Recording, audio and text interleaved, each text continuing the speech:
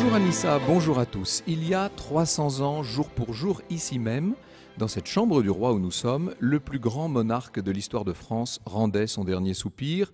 À 8 heures passées, nous verrons exactement à quelle heure, ce 1er septembre 1715, Louis XIV cessait de respirer et de souffrir à l'issue d'un règne de 72 ans, dont 54 années de règne personnel.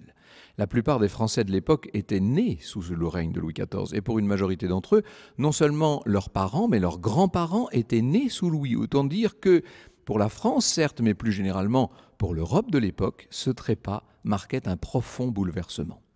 3 siècles plus tard, donc, le château de Versailles tient à marquer dignement l'événement et nous allons voir que toute la journée, les grandes orgues, les orgues des Clicquot, vont résonner dans la chapelle royale.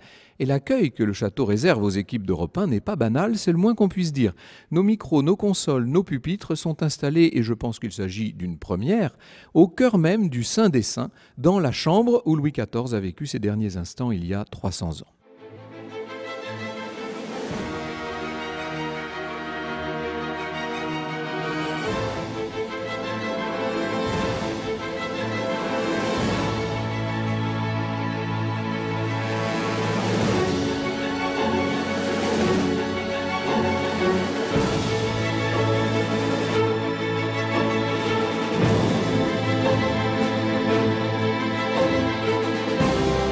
Vous savez, une vie professionnelle, ce qu'on appelle une carrière, c'est jalonné de moments très importants.